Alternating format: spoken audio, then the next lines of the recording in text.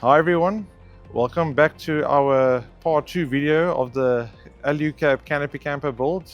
In part 1 we gave you guys a brief overview of what the build was entailed. So in part 2 we'll give you a bit more depth into what we've done regarding the interior and the electrical and the materials we used, so that you can see how practical this vehicle has actually turned out to be.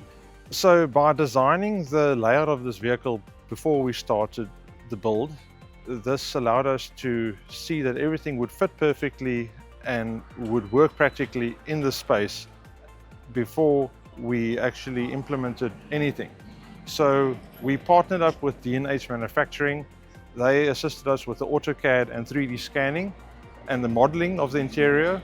So by doing that, we could make sure that everything would work practically and it would be functional for when in use with the client. So if we have a closer look on the inside, you will see exactly what I mean. So to give you guys a bit more insight, we decided to use aluminum extrusion as the framework for the entire construction on the inside, due to the fact that it's modular and it comes in a box form. So to install it is relatively easy because it's been designed that way. And once it's assembled, we enclosed it with bamboo to give it a nice sleek finish that's strong and practical. So if we look inside, we'll see a bit more detail. So how do you make this vehicle feel like your home from home, especially when you're on the road for weeks or months on end? You make it feel comfy.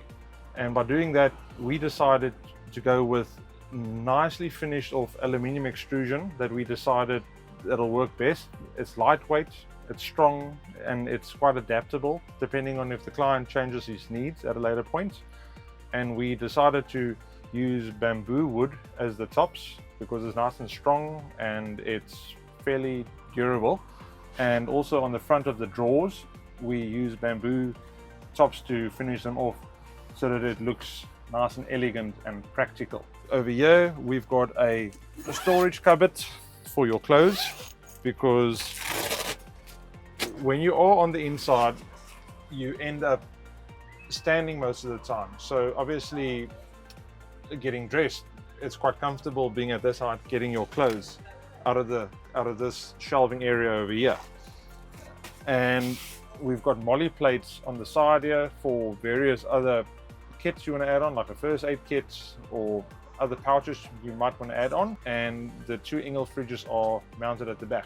Even if the weather's bad, you can huddle down inside, you can sit and work on your laptop, and you can be nice and comfortable. So I really think the way we did the layout, it's nice and practical for a couple or two traveling for weeks or months on end with the vehicle. The setup is quick, it feels comfortable inside, it feels homey, and I'm sure with any woman's touch, this will get some character to it as well.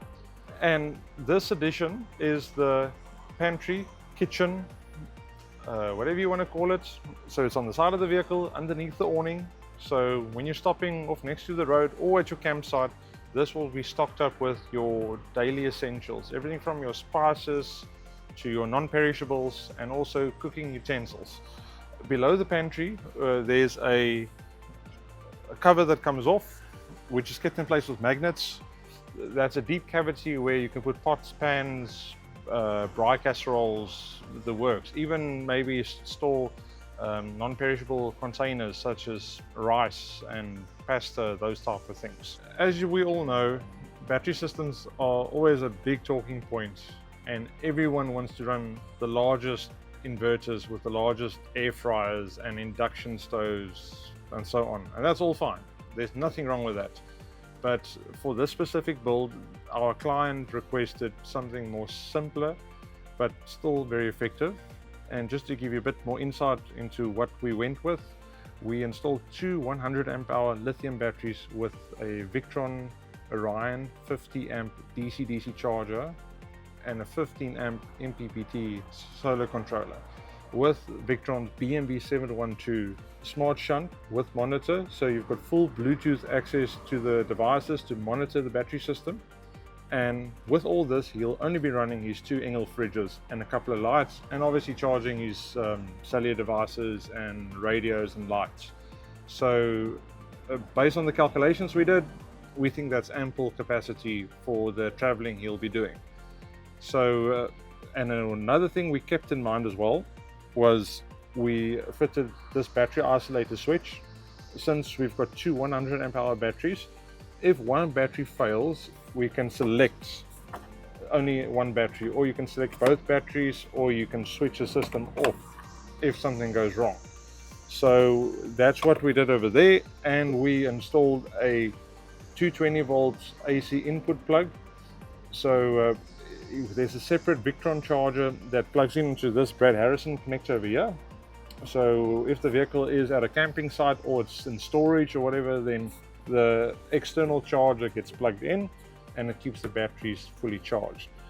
And also another thing just to point out, there's a switchboard, so the lights, the accessories, every fridge, and there's also spare switches, everything is switched and fused. The currents were calculated exactly, everything's labeled, and we supplied the client with a wiring diagram to make it nice and simple and easy to fault find if anything goes wrong.